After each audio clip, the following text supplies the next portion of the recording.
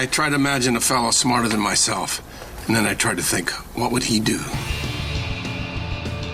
Charge up your axons, ready your receptors, and shift your lobes into upper beta phase. You are listening to Smart Drug Smarts, the podcast dedicated to helping you optimize your brain with the latest breakthroughs in neuroscience, nootropics, and psychopharmacology.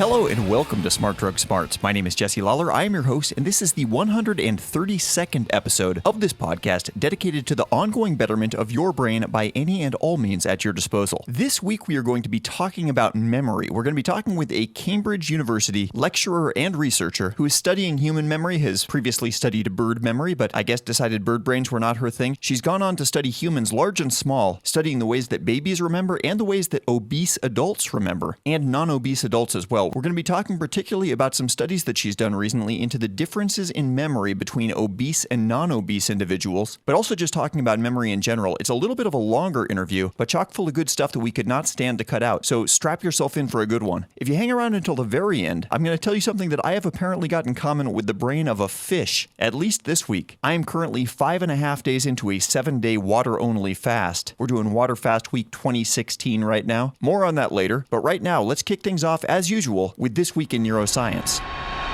Smart Drug Smarts, This Week in Neuroscience. Okay, so we are talking about memory in this episode, and appropriately, I've got a memory-related thing that actually did just get published recently. It's not quite This Week in Neuroscience, but it's just a couple of months ago in Neuroscience. There were findings published by researchers at the University of Waterloo that when you need to remember something, at least when you need to remember a single word something, there is, as far as they can tell, no better way to do that than to draw a picture of it. They gave research subjects 40 seconds to either draw a picture of something or to write the word as many times as they wanted to. Then they would distract them with classical music for a little bit. They did this several times and then asked people to just recall spontaneously as many words that they either drew or wrote down as they could, and by a shockingly large degree, the drawn words were always recalled better. Sometimes twice as many drawn words were remembered as the ones that were written down. They mixed this experiment up. They tried different things to see if anything could stand up to drawing. They had test subjects list the physical characteristics of the objects. They could try to visualize and create mental images. They could view pictures of the objects depicted by the words, and everything was soundly defeated by just drawing a picture of it. Now, interestingly, the artistic quality of what was drawn didn't matter. So they were given a word like apple, and some people would draw a perfectly beautiful apple with a texture and a sheen and all that stuff, and others would just draw a stupid little apple icon that any third grader could have done. But that didn't matter. The artistic quality was totally unrelated to how well it was remembered. So this is a little memory hack that could be used regardless of your artistic ability. Now, in the original study, they were given 40 seconds to try to get the word into memory, but even when they tightened the time down to just 4 seconds per word, drawing still came out on top. So this was a pretty solid finding. Drawing slaughtered the field and everything that they put against it. The large caveat is that the testing was done on single words only and things that were concrete nouns that you could draw a picture of, not abstract ideas or full sentences or things like that. So next, the researchers are going to be trying to figure out both why drawing is so potent for benefiting memory and how a strategy based around drawing might be applied to other types of information besides concrete nouns.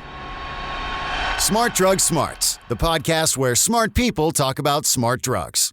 Picked up a 5-star review this week on the US version of iTunes from Rasta9, who says, I absolutely love this podcast. Thank you, and please keep up the good work. Short, sweet, but something that I was planning on doing anyway, so no problem, Rasta, and thank you very much. Also got an email that I wanted to share from a listener who has purchased Nexus and Mitogen from over at Axon Labs. This was a pretty nice little testimonial, so I just wanted to read this as is. Andrew says, Nexus and Mitogen are awesome. I took them for my new job 9 months ago involving cancer research and 2 weeks of training on the French Riviera, which, by the way, is the source of pycnogenol. Nexus and Mitogen replaced a briefcase full of supplements during my trip. I don't want to cross the borders with something like that. New job, new industry, 2 new languages, new culture, intensive training, driving in a foreign country, and sightseeing in the off hours. Sensory overload, but Nexus and Mitogen were vital to my survival and success. So thank you very much for that email, Andrew. Happy to share that. And the products he is talking about are online over at axonlabs.io. Now, truth in advertising, I have not been using myself either Nexus nor Mitogen this week. I've actually been doing absolutely nothing this week except a whole lot of water. As I've been laying the seeds for a while now, we are currently in the midst of a Water Fast Week 2016. By the time you hear this, I will just be on the cusp of finishing, to which I am looking very forward. I haven't picked out my food yet, what the first meal back in will be. That's a delicate process, and it's also something you don't want to start on too soon, because if I spend the last 36 hours thinking about food, I'm just going to be torturing myself and have a terrible time. But yeah, what you're hearing now is me running entirely on something called ketone bodies. Those are the metabolic breakdown constituents that are left behind when adipose tissue, that is better known as fat, is turned into something something that your body can fuel itself from. At this point, my circulating blood sugar levels are down to pretty much baseline, like as low as they can go, and low enough that my body's cells have given up on trying to get energy out of them and has switched over to fat metabolism. Doing the fast has been great. It's honestly been quite a bit easier for me this year than last year, probably because of the prior experience. I'm going to write a post about it and put that on the website before too long. So stay tuned for more if you're curious about doing something like this in the future. It's been really, really great having a big participation from a lot of the Smart Drug Smarts community. We've got something like 54 people now in a little online micro community that we put together just to kind of cheer one another on as we make it through the 7 days. Not that everybody makes it all 7 days. I mean, there have been a lot of dropouts for one reason or another. As positive as I might sound about the thing, it's not necessarily an easy thing for everybody to get through, but it's been really fun participating with people and have met some great people in that group. I want to give a particular hat tip to Rob Sigler, who's in that group, and who actually shared an article with me just a couple of days ago that led to the episode that you're hearing now being the episode that we published this week. The CDC just put out a paper that Rob was privy to. He sent that my way, and we kind of re-scrambled our plans to get this one out. I'll explain what all that's about later, but either way, big cheers to everybody that's been participating in Waterfast Week. I'm sure you're looking forward to it being done as much as I am. Only last thing before we get started with the main interview, just a reminder, we've got a Rock'em Sock'em newsletter over at smartdrugsmarts.com/newsletter. Comes out just about weekly. Incredibly easy to sign up for, incredibly easy to delete if you never want to see it again. So check that out and read what we have to say as well as hearing what we have to say if you're into all this Smart Drug Smarts stuff. Smart Drug Smarts. Okay, as mentioned, we're going to be talking with Dr. Lucy Cheke in this interview. She's from Cambridge University, the Department of Psychology, and part of the Behavioral and Clinical Neuroscience Institute, and her main areas of study are around episodic memory. We'll be talking about all sorts of memory in this interview, but you can kind of think of episodic memory as when you're watching a cartoon and all of a sudden the screen goes fuzzy and they have harps play, and it goes into flashback, and the character's picturing and apparently reliving exactly what it was that happened previously. That's an episodic memory, as opposed to I remember how to tie my shoes. Now, we're billing this episode as talking about obesity in memory, and that's accurate because half of this conversation is going to focus on her studies of obesity and memory and how those two interrelate, but the other half is just kind of general memory stuff. The obesity part is a bit more front-loaded, and I'll tell you something, I wasn't planning on doing this interview quite this soon and wasn't planning on publishing it. We had this conversation a couple of weeks ago, but I thought we might not get this one published until sometime in August. But just this past week, a couple of days ago, the CDC, the Center for Disease Control in the USA, published new data just out that as overweight as America is already, or already was according to the previously latest statistics, it's just getting worse. According to the just published statistics, 41% of US women are obese now, and 36% of men, both of which are raised from the previous numbers. So sometimes when we're picking episode topics, I worry that we might not be hitting a broad enough swath of the audience with something directly relevant, but this is one that'll hit home for a lot of the population, and chances are, whether or not you are on the heavy side yourself, odds are 100% that you know several people who are. So this is good information to spread and get out there. But lots coming up, everything from amnesia to babies to obesity, with Dr. Lucy Cheke. And actually, I started off being really interested in studying memory from the perspective of what kind of memory different animals have and how memory develops in children. So that's really what my PhD was focused on, looking at how we can understand what young children and what animals are experiencing when they have a memory. So, is it that they're reliving the kind of playback videotape DVD in their head like we are as adults, or whether or not it's, a much simpler thing that's going on, and how we would be able to experimentally assess that. So that's what I was looking at my PhD. Then that kind of moved into looking at how we make decisions based on what we remember. Different things can affect how well we remember different events. And that's how I got into looking at how obesity may impact memory and how memory may be important for making decisions as to what you eat and why you might eat certain things at certain times and how much to eat. So it was a kind of a bit of a indirect path in some ways, because I started off working with birds. Yeah, just from the starting off, just being interested in memory generally, and then looking at how memory in a non-verbal way, like when you're not communicating your memories, how it affects your behavior, and then from that into how it affects food decisions and basic everyday decisions that we make in our lives. And specifically, it sounds like you're dealing mostly with episodic memory of like, I was here in this place, this thing happened, not procedural memory like I know how to ride a bicycle. Yeah, absolutely. So there's many different kinds of memory. So as you say, there's procedural memory, things like I know how to ride a bike, I know how to drive a car. And then there's something called semantic memory, which is more like knowledge and facts about the world. So I know that the capital of France is Paris. I know that my mother's name is Ruth. And then episodic memory is distinct from those because it really involves a re-experience or a replaying of a previous event. So not just knowing that the capital of France is Paris, but remembering a time when I went to Paris and what it smelled like and what it sounded like and what I experienced while I was there. And that's really an episodic memory, and that's what I focus on. The difference between semantic and procedural memory, it's an interesting distinction. The distinction makes perfect sense when you explain it, but I wonder within the brain, are those sorts of memories stored differently, or do we know it? Yeah, they are very different, actually. So in terms of the kind of theories of memory, they're examples of either declarative memory or non-declarative memory. So declarative memory is a kind of memory that you could state to someone else. So, knowing that the capital of France is Paris, it's, I know that,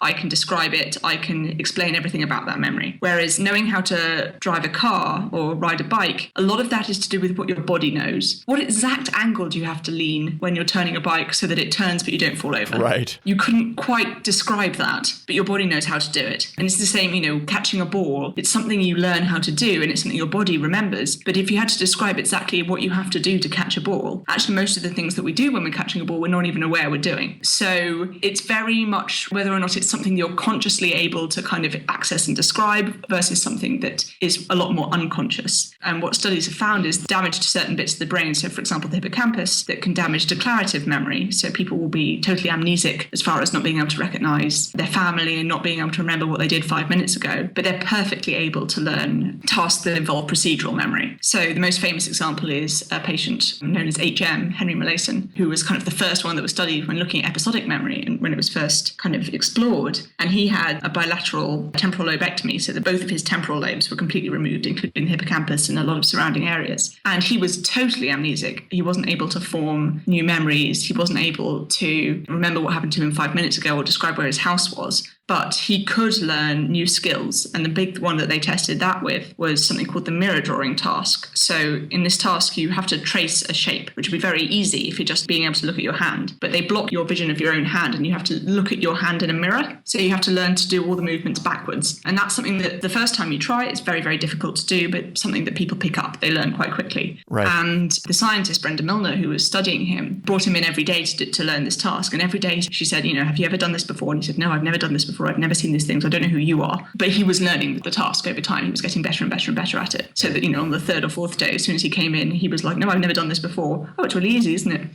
Because actually he'd been spending 4 days learning it. Right. So they're very dissociable in the brain, and you can get different people with different lesions to different parts that have what we call a double dissociation. So one kind of lesion can impact procedural memory but leave declarative memory intact, whereas another kind of lesion can impact declarative memory and leave procedural memory intact. So we can see that these memories are stored in very different places in the brain. What was it that gave you an inkling that there might be something fruitful to look at there, how a person's body mass index, whether they're obese or not, might affect their memory? So originally, it was a slightly by chance reading of a paper. So there's a paper that was published in the 60s that was looking at decisions made in supermarkets. And this kind of standard wisdom that if you go shopping on an empty stomach, you're likely to buy, the entire world's supply of food. Whereas if you go shopping after you've just eaten, then you'll kind of buy an apple and a cereal bar and think that that's what you can live on for the rest of the week. We're not very good at disengaging from how we currently feel to imagine how we're going to feel in the future. And that's an ability that involves something that's very similar to episodic memory called episodic foresight. It's basically this idea that when you have to relive something in your brain, that uses very similar processes as it does to imagine something that might happen in the future. That basically both of them are kind of constructive processes where we create a scene or an event in our minds. And so I was looking at the other side of that, the foresight side. And I was interested in looking at to see what literature there was on people being able to disengage from how they currently feel to plan for a future time when they might need something else. And this study on supermarket behaviour showed that it was very 60s. So it was people were rated as overweight or not overweight by the criteria of the scientists standing outside the supermarket and making a decision about whether or not they thought that person could probably do to lose 10 pounds. And that was the scientific definition of being overweight at the time. Right. And they found that people who were overweight were not being affected by their current state. They weren't having this problem of buying too much food if they were currently hungry or buying not enough if they were currently full. They're just defaulting to assume that they'll be hungry later, I would assume? Yeah, sort of buying a sort of average large amount. They were defaulting to more of a kind of knowledge-based system, like this is what I eat. Right. This is what I always eat at lunchtime. This is what I always eat at dinner time. And so that got me thinking about whether or not people who are overweight generally have a tendency to think about both the past and the future in a more kind of knowledge-based way. Like, here are facts about the world, but less in a kind of individual scenario, imagination, episodic memory way, if that makes sense. It's not the clearest story of how I got into it, unfortunately. Essentially, I thought based on that was like, well, maybe they're not using their episodic processes. Maybe they're using these rule-based processes. And if that said to me was, okay, well, the first question would be, is there anything up with their episodic memory? Because it's easier almost to test if people's episodic memory is functioning properly than it is to see if their episodic foresight is functioning properly. Because it's hard to say, how well are you imagining that? Whereas it's much easier to say, how well are you remembering that? The theory being that they're part of the same process. So if there's something wrong with one, that you'd expect there to be something wrong with the other. So that's why I started looking at episodic memory in obesity. So what I wanted to look at initially was whether or not, there was any evidence that people who were overweight were less likely or less able to be using these kind of vivid re-experiencing kind of memory processes and more likely to be using kind of fact-based, rule-based memory processes when thinking about specific events that had happened in the past. So coming from the kind of animal cognition literature, it's very much concentrating on how you differentiate when you're doing a kind of a psychological task, how you differentiate between a memory that is, these are facts I know about the past, and a memory that is, I am really reliving that past event. And so what I wanted to look at was whether or not if you got a task that specifically required that kind of reliving of a past event and needed you to integrate all sorts of different information about that specific past event that's not just facts about the world, but is what happened exactly, where did it happen, when did it happen, and be able to integrate those into one memory, would you find that people who are overweight struggled with that more? And that's ultimately what the recent study showed. What was the methodology of the study like? That sounds like a complex thing to really probe. It is, and it's a very difficult thing to probe. So I've created this new task, and I'm kind of in the process of really getting grips on making sure that it is definitely testing what we hope it's testing. But basically, it's a treasure hunt task video game. And what you do is you have a complex scene. So it might be a picture of a desert with palm trees and a little oasis and some plants off to the side, a complex visual scene. And you're given a little bit of a backstory where you're a person who's been shipwrecked, say, on this desert island, and you've got all these food supplies, but you can't carry them all with you. So you need to hide some of them around the scene, and then you're going to come back at a later point and try and retrieve them. Essentially, what they have to do is people move these food items around the screen using the arrow keys, and they have to hide them in particular places. And they hide them across a couple of different time periods. And they're just labeled day 1 and day 2, and there's a little night scene in between. So how it goes is, you have 4 items, you hide them around this desert, and then you'll have a little night scene, and then you get the same 4 items again on day 2, but you have to put them in different places. And so what you end up having to remember is not only what you hid, but where you hid it, but not only where you hid particular items, but that particular item on day 1 is in a different place than that particular item was on day 2. Right. So you have to remember what you hid, where, and on which day, integrate those together to be able to get the right answer of where you hid a particular item at a particular time. It's almost like that kid's memory card game in reverse. Yeah, it is relatively complex, but it's basically, it's a computer game. And so what we found was people who were overweight, and follow-up studies seem to suggest that this is really being driven by people who are very obese rather than people who are just in the medium overweight range. They were less able to accurately identify locations where they'd hidden these particular items on a particular day. But they were also generally less able to remember the different elements individually. So, for example, this task was later split down into which of these items did you hide? Doesn't matter where you hid them, doesn't matter when you hid them, just tell us which of these you hid. From a selection of items, the overweight people were less able to accurately identify the items that they had hidden. Interesting. There was another task where they had to recognize locations within the map. Is this where you hid something? Doesn't matter what you hid, doesn't matter when you hid it, just is this somewhere where you hid something? And they were also less able to perform that task. And finally, which of these did you hide first? Doesn't matter where you hid them, just tell us about the order in which you hid things. So just taking the kind of time element out. They were also less able to complete that task. So it seems that it wasn't necessarily specific to this ability to integrate, that actually on every single element of this memory task, there was a significant reduction in ability and performance in the overweight group. How much of a time delay was there between when people did this hiding, when they were playing the computer game, and then when they were tested on it later? About 5 minutes, so not long. Okay, so a really short time. Yeah. Generally, when you're testing episodic memory, you want there to be a long time delay because that's kind of how we experience in everyday life. You don't normally have to remember remember these complex memories 5 minutes after you've experienced them. But in a lab scenario, the shorter the time delay, the more you're able to actually get a lot tested within a short amount of time. So we left it at about 5 minutes, and the understanding that people would do a lot better at that than they probably would in everyday life when it's a longer time delay. But actually people were, you get a lot of individual differences even with that short time delay. Were there a huge number of potential hiding places or potential objects being hidden? Because it seems like in 5 minutes to forget whether an object was even part of the group that you hid. I mean, that seems like a really short time span for forgetting, unless there's just an inordinately large number of objects in that list. So there isn't an inordinately large number, but if you think about it, it depends what the objects that you didn't hide are. Because, for example, if I was to give you a selection of items that you hide, and one of them, say, was a picture of a half of a lemon. Yeah. If I then show you a picture of a half lime, you might be like, oh, hang on. Was it that? Yeah. You know what I mean? Because it's quite a visually similar thing. You have to have quite a specific memory of the original item to be able to be confident that this new thing that looks kind of similar and is conceptually kind of similar isn't something that you hid. So it's not as simple as, we're just completely forgetting. It's more that if you haven't got a terribly vivid memory for the event, you're more likely to be confused by new things and think, oh, no, yeah, I hid that, rather than actually completely forgetting the things you did hide, if that makes sense. Yeah, it does. So a couple of questions. One of the things I always get tripped up by is the term significant in scientific study circles isn't quite what it means in popular speech. Being statistically significant versus being a large number difference is not always the same thing. What sort of an actual change did you see in the performance? So, I mean, one of the things that's really important to emphasize is that this was one study. So talking, whilst we're talking about statistical significance, this was a small study and it was, just a single study. And one of the things that's a big deal in science at the moment is really trying to emphasize that we can't make huge sweeping conclusions about the significance of the everyday meaning of the word of a particular result when it's just from one study, because we don't know. There may have been something special or unusual about the 50 people that are in this test that doesn't, that won't generalize.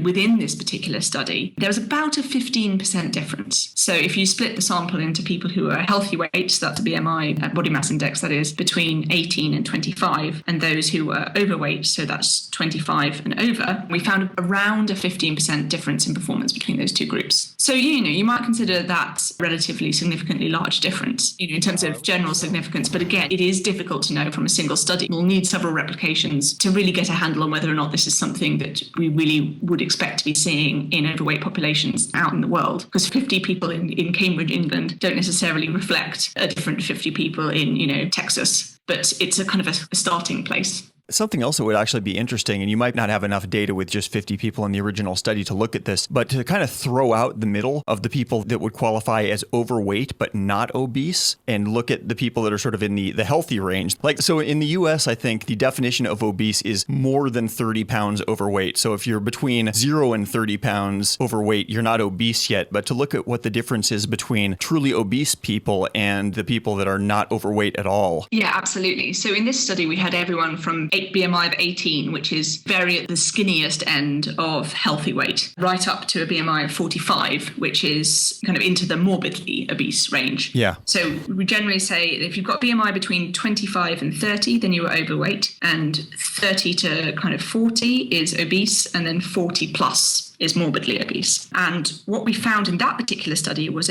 generally a linear relationship between BMI and performance, that as you got further from this kind of arguably arbitrary cutoff of 25, then the worse your memory score seemed to be. Follow-up studies that we haven't published yet seem to suggest that it may not be as linear as that. It may be that actually we're really looking at a problem with people who are obese rather than just overweight. It may be that people who are in between, people who are, as you say, they're not their perfect ideal weight, but they're not by any means obese. You may be seeing something in between. You may be seeing just a lot of individual differences depending on why people are in that range. Are they someone who eats a lot of fat and sugar but takes a lot of exercise, say? There's probably, just as there are a lot of different reasons that someone becomes obese, there are a lot of different reasons that someone might be slightly overweight. So one of the challenges is to really pick apart all those different factors that are coming into it to kind of see, is this something that's true of the obese population as a whole, or is it just a subset of people who are obese for a particular reason, say? And do you have have any speculations on what the actual mechanisms of action underlying this might be? That's not what you were studying in this study, so I'm just asking for fanciful, non-scientific speculations. But if you were to do some research to try to find out what was going on, what rocks might you want to look under? Well, yes, in talking of fanciful, unscientific speculations, I have many ideas. In terms of what there's suggestive evidence for from other places, there seem actually to be a number of ways that this could be happening. So when we talk about obesity, obviously the very simplest definition is looking at people with an excess of body fat. But we all kind of know that that's not the only thing going on generally when someone's obese. Generally, someone who's very obese is more likely to have some comorbid conditions, so conditions that are related to their obesity. So, for example, high blood pressure or insulin dysregulation or diabetes like insulin resistance. And there are a lot of other conditions that are related to obesity. And every single one of those has a potential mechanism through which it could be affecting the brain. And there is evidence that it is affecting the brain. So the brain, for example, relies very heavily on having a good supply of blood and a good supply of oxygen for blood. So if you have something wrong with your cardiovascular system, if your heart's not healthy, that can have an impact on how healthy your brain is. And when you have problems with oxygen to the brain, that's when you get things like strokes or what's called transient ischemic attacks, kind of little strokes that cause little tiny damages to the brain, which may result in the kind of small memory deficits we might be seeing. So that's one potential avenue. There's insulin is a really important factor and one that I've been looking into recently. So we know being obese causes, or certainly is associated with, dysregulation of insulin in the body, and that's why people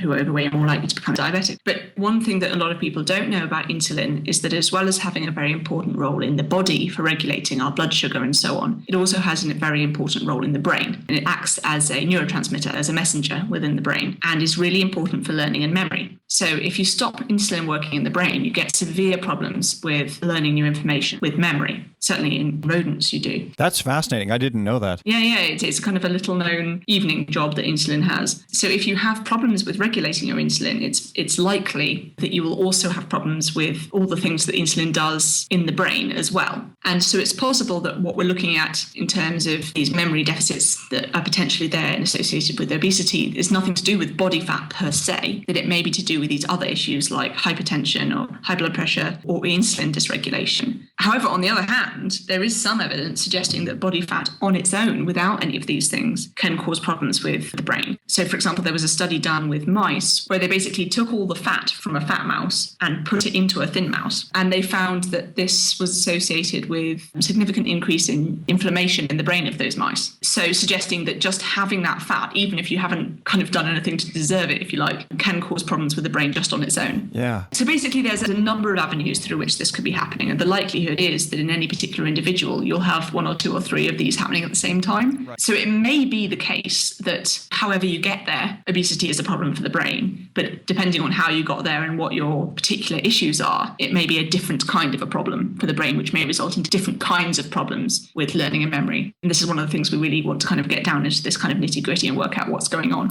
And to a certain extent, what people should do with this information is the same in any case, is avoid obesity almost at all costs. There's very little advantageous about getting yourself into that situation. Yeah, I mean, the difficulty is that the advice ultimately doesn't change. Eat a healthy, balanced diet and take a lot of exercise. That's been the advice all along, and it's still the advice. I think the only difference really is for people who are worried specifically about their memory. So if you're overweight and you need to lose weight for health reasons generally, this is just another of those health reasons. Right. If you're someone who's specifically worried about their memory, then this might be a new thing to try. Eating a healthy diet and taking exercise and so on and trying to keep within a healthy weight is good for your memory as well as being good for your body and your general health. Did your study look at all how obesity might affect procedural or semantic memory, or was it purely episodic? So this particular study was purely episodic. There have been other studies looking at other things. And now I don't know about procedural memory, but certainly there's been studies looking at what's called executive functions. And that's the kind of the work center of the brain, the ability to switch between tasks and the ability to keep track of information whilst you're doing things, the sort of desktop of the brain, if you like. And part of that is something called working memory, which is the ability to keep information kind of in your head as you're using it. So if someone's told you their phone number, the ability to keep that information in your head as you're typing the phone number into the phone. Right. And that ability has certainly been shown to have problems associated with obesity, that people who are overweight are more likely to be unable to kind of keep track of that information quite as well during tasks in ongoing decision-making situations. So that would probably link in quite well. Procedural memory, I don't know. I think it's probably likely that it'd be less likely to have an impact on that, because generally the bits of the brain that deal with procedural memory are a little bit less sensitive to stuff going a little bit wrong. The hippocampus is kind of like the canary in the mine, if you like, of the brain.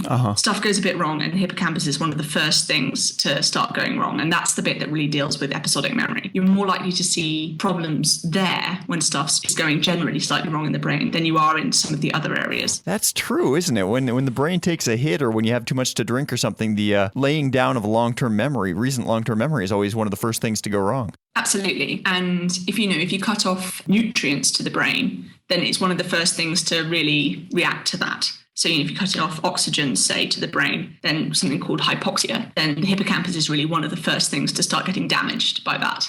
So you'd really expect these kinds of episodic memory processes to be kind of the first thing that you'd see going wrong when there's issues with the brain. So you're more likely to see these kinds of problems than you are to see problems in things like procedural memory in populations where there might be something going wrong with the brain. One line that I didn't exactly understand from one of your papers, it said, after controlling for age, sex, and years in education, the effect of BMI on the individual what, where, when tasks remained, while the WWW dropped below significance. Maybe I was just reading what the WWW stood for wrong, but I thought that was sort of the combined effect of the what, where, and when. And if I was understanding that correctly, I wasn't sure how each of them individually could have significance without the combined lot having significance. Okay, so there's kind of a couple of points here. So firstly, the individual elements and the combined thing were tested slightly differently. So it wasn't just adding up the 3 what, where, and when tests, but the ability to remember each of them as they relate to each other in a particular single memory. So you could recognize all the things you've hidden perfectly well and recognize all the locations you've hidden perfectly well, but not be able to assign the correct item to the correct location. Right. So it's this binding of those 3 information into a single memory rather than just adding up how able you are to remember things I hid in general, places where I hid stuff. It's the ability to remember I hid this exactly there on that particular occasion. So what we found was all of those were impaired, but when the overweight people were doing the combined integrated what, where, when memory task, the kinds of errors they were making suggested that whilst, yes, they seemed to have some issue in recognizing things that they had hidden and locations that they had hidden, the kind of errors they were making in the combined task were binding errors. So they might put the right object but in the wrong location, or the right object in the right location but for the wrong day. So it's this ability to integrate them all into a single coherent memory that the what, where, when task was testing. In terms of the analysis that showed that once you controlled for all the other factors, those 3 remained significant and the what, where, when one didn't. Again, it's coming back to this idea of what significance means in a scientific statistical test. We use something people may be familiar with this called a p-value, and it's kind of convention that a p-value of 0.05 is statistically significant. What that means is that there's a 1 in 20 chance of this result having appeared by chance. Mm-hmm. And the more you divide the degrees of freedom, so the more kind of variables you shove into an analysis, the less able you are to detect a statistically significant effect with a given effect size. So effect size is kind of like what you'd mean by significance in an everyday term, like how big is this effect? How big is the thing you're seeing? Whereas statistical significance is how likely is it to have happened by chance. So you can have something that's really huge, but for various reasons very likely to have happened by chance, or something that's really tiny, but is very, very unlikely to have happened by chance. Does that make sense? Yeah, absolutely. So the issue with that particular analysis was with the number of people we had in the sample and the number of variables putting in, you would have to have had a very, very, very large effect size to be able to get a statistically significant result. Just because of the number of variables you're putting in there, you're kind of chopping up the data into smaller and smaller chunks. So what happened was that the p-value, once we added these extra values, went from being around 0.04 to being around 0.06, both of which are very close to 0.05. It's just that it's moved from slightly to one side to slightly to the other side. So I'm not saying that it's not a meaningful difference, but it's not a difference that I would take very seriously, because what you're basically saying is that it's gone from having a just over the line to just under the line, yeah. Yeah, exactly. So it's not to be ignored, but it's not kind of the effect disappeared. The difficulty was that we weren't actually powered to do that analysis, but because of the various ways that the publication goes, the reviewers asked us to control for everything. So we did. So basically that's why that happened. The effect size was pretty large, but with only 50 people, you can't put a million variables into a regression and expect everything to come out significant. You mentioned that you have a couple follow-on pieces of research that you haven't yet published on. Can you give us any hints about those or tell us about any future research that you have planned?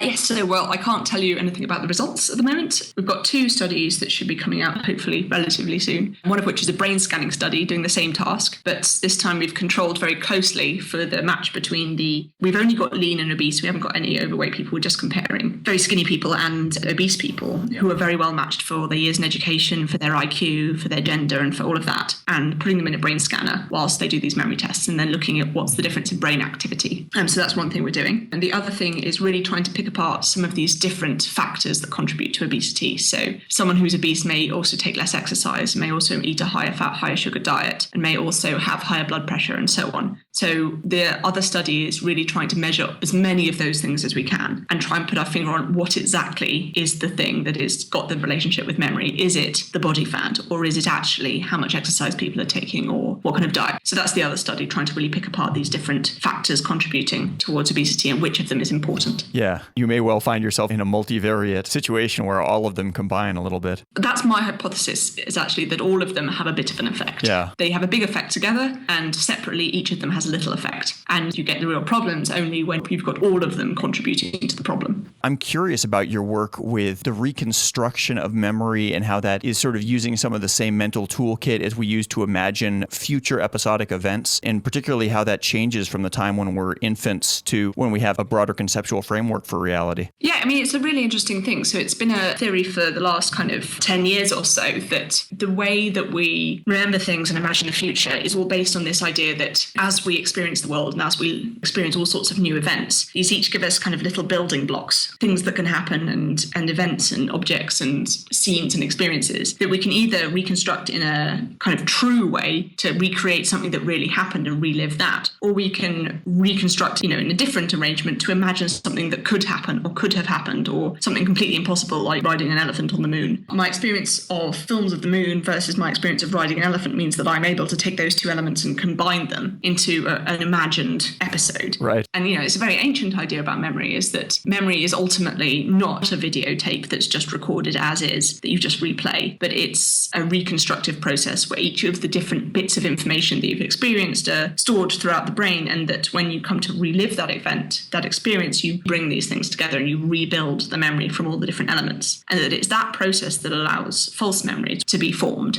because you can accidentally include building blocks that weren't actually originally there. Because basically your imagination can be like, oh, I'm just going to add this other thing into that memory for various reasons. So yes, this is idea that the same process that allows us to take the building blocks of things we've experienced and put them together as something that we've really experienced is the same process that allows us to put them together in something we haven't really experienced, like an imagination, or kind of pre-experience, if you like, a potential future episode. Right. And that we're actually doing that all the time. And some people theorize, Cheke and Addis, for example, theorize that the reason we have this kind of memory that we relive things is because it's kind of a side product of the really important ability to be able to imagine potential scenarios and plan for what we do in potential scenarios. And it's that ability that's the real kind of evolutionary adaptation that's really useful. Interesting. It just so happens that in developing that ability, we've accidentally ended up with this memory system that allows us to replay past events. So a lot of the theories, that these two things are completely inherently linked as two sides of the same coin, if you like. It makes a lot of intuitive sense to me that as we get a better conceptual framework for the way that the world works, we're able to kind of create memory shorthands for events that happened, because we know based on the laws of physics and the laws of human social relationships, things that are likely to happen. Whereas if you're just a baby and you're experiencing things for the first time, you're getting this massive data stream through all your senses, but you don't have any context for any of the data yet. I think of it as almost like saving a large raw image file to a computer versus saving a tightly compact JPEG, because you have like the JPEG compression algorithm after you've grown to 5 years of age or whatever it is. But it's interesting to think of what some of those differences might be. Like the stage of memory that obviously we can remember things to get like procedural information and probably even semantic information from before we can have declarative memory, which I guess comes online at about 4 years of age or so. Yes, I mean, that's a really nice analogy, the JPEG analogy. And that sort of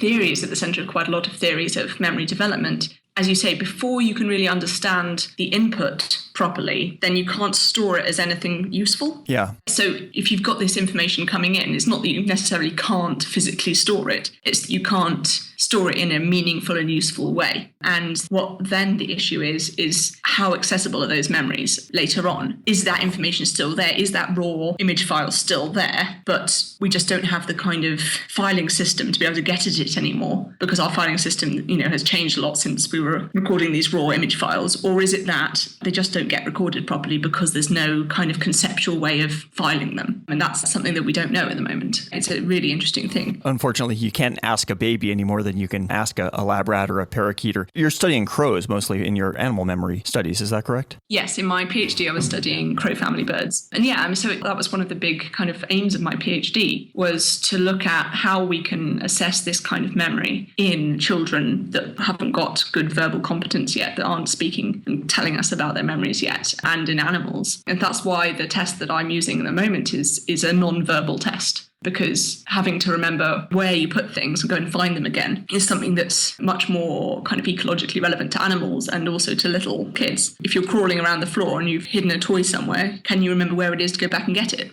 You don't need to be able to describe your inner sensations to be able to perform a task like that. So that's kind of one of the ways that you can get at memory in children. But there's some really interesting studies being done with babies, looking at kind of how long they look at things and whether or not they seem to recognize. They look at them for a long time if they seem surprised by them, or whether or not they're willing to work for them. For example, there's a lot of studies that use little pacifiers, dummies, that basically, the more you suck on this dummy, the more a particular image shows rather than another one. You can get babies to basically work for something they want. That's funny. By sucking really hard on a particular dummy. And for example, they'll work to hear their mother's voice, but they won't work to hear a stranger's voice. And people have found that babies remember stories and music they've been played in the womb. They remember them when they're about 1 month old after they've been born. So there's certainly some kind of memory going on from a really, really young age. But these questions of what's understood by it and how it's really experienced is a very difficult one. One last question that occurs to me is going back to your study with people with a range of BMIs. Did you do anything to try to make sure that people's memories are pure episodic memories and that they weren't using some sort of memory device, like I'm going to hide objects that start with the letter R, like if it's a raspberry, I'm going to hide it under a rock because they both start with the letter R, or some sort of mnemonic tool that might make it not purely episodic?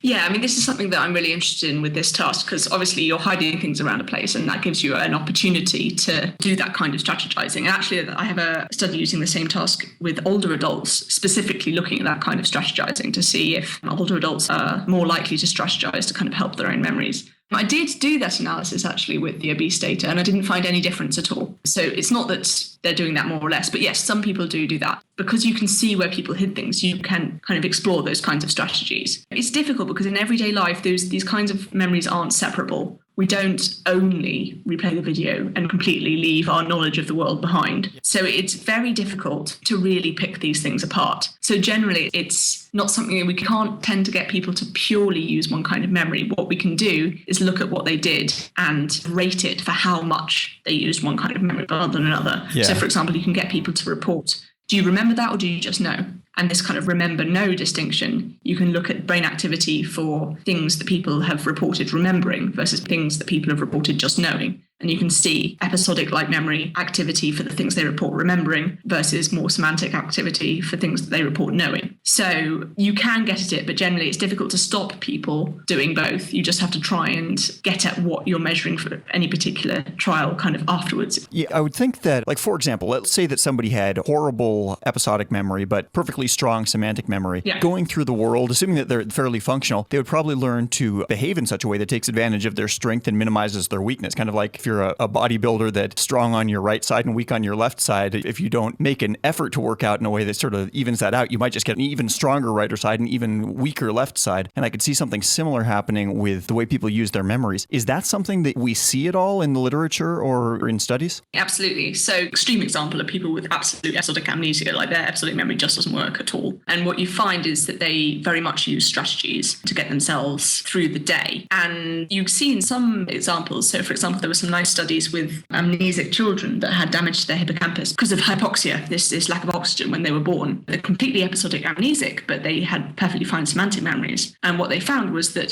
they couldn't remember the way to school, but they did fine when they got there. They got perfectly good grades. They were perfectly able to understand complex concepts. They just weren't able to remember events. They weren't able to remember what happened to them 5 minutes ago. That would be even more disorienting, it seems like, to be a kid. You don't think of amnesia in the context of kids very much, but what a strange way to grow up that would be. Yeah, absolutely. And as far as I know, where they are now, they have jobs and they do function. They're not necessarily able to have jobs that require them to keep track of a hectic day, because generally to get something into your semantic memory, it has to be a regularity. It has to be something that always happens. It has to be a fact about the world. Keeping track of the goings on in an office on day to day, that's something that requires remembering specific events and making quick decisions based on that kind of memory. So it's amazing actually how many things you realize you wouldn't be able to do very well if you didn't have this kind of memory, that it seems pointless to be able to just re-experience something in the past, but actually it's something we need to do on a day-to-day basis all the time. And there's a lot of strategies that you can come up with, but generally it involves writing stuff down. Yeah. You know, with Alzheimer's patients, certainly, you may forget that you've put an egg on to boil. You need to write down that you've put an egg on to boil and carry that piece of paper with you. And it's that kind of thing that actually is a real problem when you've got episodic memory deficits, is that sort of everyday, boring, getting on with life. Remember that you put an egg on. Remember that you put the oven on. Remember that you came upstairs for a reason. That kind of thing. And that's the kind of memory lapse that we all experience from time to time. You know, why did I come into this room? Yeah, and that's an episodic memory lapse, because you made a decision to do something 5 minutes ago, but then you've forgotten what that decision was. You might have some really interesting insights on this. It just occurred to me. For episodic memory, it seems like it's one of these things that would be integrally tied up with our own sense of identity. Mm-hmm. Like, you know, I watch a movie when a character has amnesia. Oftentimes it's like, well, they have amnesia for like the last 6 months, but they remember the 6 months before that. And so they still kind of have the story of like, I grew up in the city of Philadelphia. You know, my parents do this and this. But if you were a kid and you literally didn't have any sort of series of events telling the story of how you got to be where you are and why you are who you are, it's like, what does that do psychologically to these people's sense of identity? It's a very interesting question. Certainly, you know, they can learn things over time. You know, they learn the town they live in and they learn, you know, their parents' names and everything. But, you know, what that would do to your sense of identity, I really don't know. I think it's a very interesting question. Certainly, you look at what people give as examples when they, you know, when they're asked who they are as a person. And these are always episodic memories. Generally, people aren't saying timeless facts about life. They're saying events that made them who they are. So, yeah, I think it would have a very profound impact on your sense of who you are. But growing up like that, I really don't know what that would do. It's a very interesting question.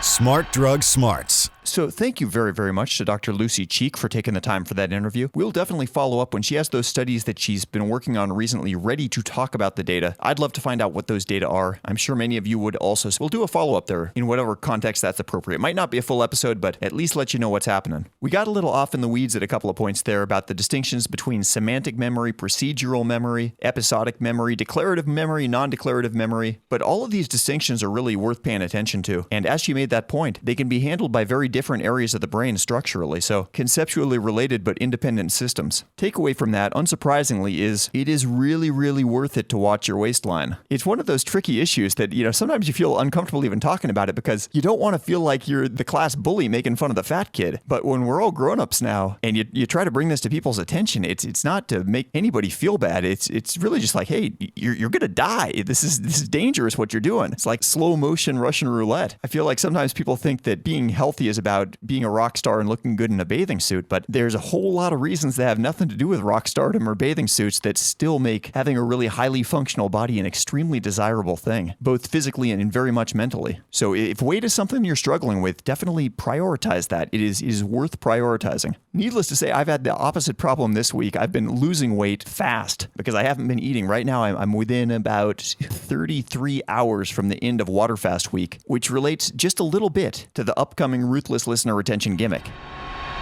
Smart Drug Smarts, Ruthless Listener Retention Gimmick. So there's that sort of philosophical saying that we see the world not as the world is, but as we are. And in my case, for the last couple of days, increasingly, as I am, has been hungry. And so I've been walking in city streets, things like that. You know, sometimes just trying to get a stroll, take my mind off the fact that I'm not having meals when I'm used to eating meals. But of course, that hits you with a barrage of food advertisements and smells wafting from restaurants and all that sort of stuff, just reminding you that there is lots and lots of food out there that could be yours yours if you were willing to break the fast, pull a little bit of money out of your pocket, and just go get it. But the funny thing is, walking down the same city streets, normally I never pay the slightest attention to any of that stuff. The smells barely pass my perceptual threshold. I ignore the advertisements as best I can, but for the last couple of days, everything food-related is bright neon in my mind's eye, whether it is or not in reality. And in that sense, I have something in common with the humble little zebrafish. We've talked about zebrafish before. These guys are beloved of scientists because they're tiny, they breed quickly, they have a relatively well-understood genome, and perhaps best of all, they have clear skin, and basically you can look right through them, you can see their nerves, you can see their little mini organs. So they're kind of like a living slide, one of those slides that you would put under a microscope in middle school. They're like that. You can see all the good stuff inside them while they're swimming around. But scientists who did not want to take the time to chase me around this week as I was being hungry, instead got a bunch of hungry and non-hungry baby zebrafish and watched to see how their behavior would change and what was actually going on inside them that led to those behavior differences based on whether or not they'd been fed. Now, surprising to no one, hungry things behave differently. If you're starving, you should take more risks. It's not the time to play it safe. If you see something that's remotely food that you think maybe you can struggle into your mouth and get, you better go for it. And zebrafish, like many things in the animal kingdom, they've got both predators and prey. There are things they eat and there are things that they can be eaten by. Not being the smartest fish in the world, apparently, you can study their approach or flight behavior by putting a computer screen up against the tank that they're swimming around in and showing them either large or small dots. Typically, zebrafish will flee from the large dots and chase the small dots, thinking that the small dot's something that they're going to be able to eat once they get to it. And true to form, the hungry zebrafish would chase after larger, medium-sized dots that normally would have been nothing to tussle with if it was a well-satiated zebrafish. So if you were hungry, you were less likely to hide from the big dots and more likely to go after any small dot you see and even some medium-sized dots too. But again, all this is conventional wisdom so far, nothing surprising. But what's cool in this study is that the scientists were able to see exactly why this was happening. In the hungry fish, there was inhibition in the HPA axis. That's the hypothalamic pituitary adrenal axis, which humans have as well, believe it or not. That is part of the neuroendocrine system. And secondly, the hungry fish had increased activity in serotonergic neurons. Those are neurons that respond to the neurotransmitter serotonin. So as a result of these two effects, additional nerve cells in the fish became responsive to the small and the medium-sized dots. So the representation of the fish's world is actually changing based on the state of the animal's hunger. So when I say something like smell stronger or food advertisements look larger and brighter, that might not be all hyperbole. It really does seem like that's what's happening in animal brains and very possibly human brains as well. We like to think of ourselves as a digital speakeasy for brain hackers, but you can call us Smart Drug Smarts. Okay, you heard it. That is all for episode number 132. Thank you for hanging around until the end. The links to everything that we talked about here, as usual, will be online at smartdrugsmarts.com/132. Last week in episode number 131, I spoke with Dr. Richard Wortman about a new proto-product called Suvanade that originated in his lab at MIT that is aimed to be an Alzheimer's preventative medicine, still being tested over in Europe, but a really interesting conversation. Check that one out if you haven't had a chance yet. Next week, we are going to be talking about ginseng, a pretty well-known plant supplement, but one we haven't covered yet, believe it or not, so definitely come back for that. One last reminder, if you haven't signed up yet for the Smart Drug Smarts newsletter, that is at smartdrugsmarts.com/newsletter. And I've actually gotten back on the hobby horse big time, putting out increasingly regular brain breakfast newsletters that could be coming to you if they're not already. But anyway, I will see you back here next week, same time, same podcast, and with that same unflagging commitment to helping you fine-tune the performance of your own brain. Have a great week until then, and realize that I will probably be 10 pounds heavier by the time I talk to you next. And of course, stay smart. You've been listening to the Smart Drug Smarts podcast. Visit us online at www.smartdrugsmarts.com and subscribe to our mailing list to keep your neurons buzzing with the latest in brain optimization.